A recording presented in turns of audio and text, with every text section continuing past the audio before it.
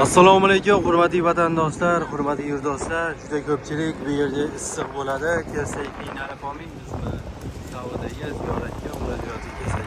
Qiynalib olmaysiz, salqin ichimliklarni haramga kirishingizga, ibodatga kirishingizga mana shunday usullar bilan kutib oladi sizlar. 5 ta, 6 ta, 7 ta, 8 ta mashinalarda turib suvlarni hozir olamiz.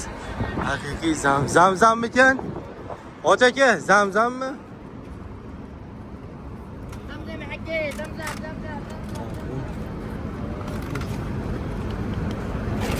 Zamzam mana shu haqiqiy zamzam suvi mana olilar. Kelanjonlar. Baklashga olib uyga olib borib to'plab xonaga to'plashi shart emas. Mana bu yerda mana haramga kirishingizga aynan qaysi mehmonxonaga tushishingiz. Biz 800 metrli 600 metr atrofida mehmonxonada turibmiz. Tushishingizga mana o'ng chap qo'l tomonda mashinalarda ikkita oldik. Nasibaga yarasha olib, rizqga yarasha olib, sizga to'g'rasizlar. Do'stlar, videoga like bosib, obuna bo'lib qo'yasizlar. Mana yo'llarni ham tarqatadi. Mana bu yerlarda ham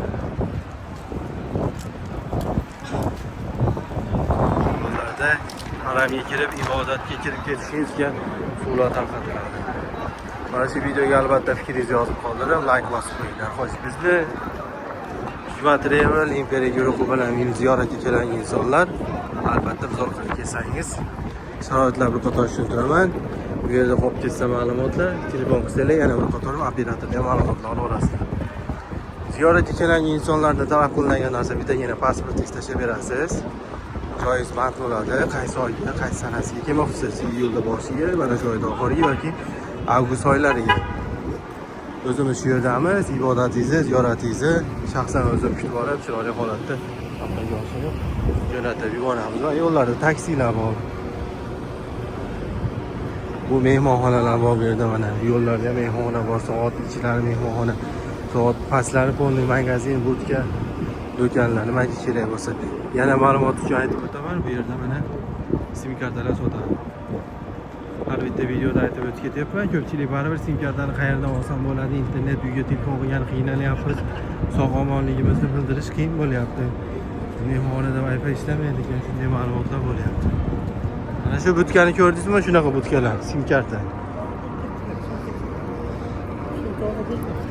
Yo'q, o'zim ushlab olaman buni. Ushlab turing dedim. Kelanjonlar, to'g'ridan-to'g'ri reysimiz Toshkent xalqaro aeroportda bo'lyapti. Narxlarimiz $1100 bo'lyapti. Har 2 kun, har 3 kunda reyslarimiz bor. Sizdan talab qilingan narsa pasportingiz tashlasangiz, joyingiz yozib qo'yiladi. Mehmonxonaning masofasi Makka Sharifdan 600-700 eng uzoq 1 kilometrgacha, Madinada 200-300 metr atrofida.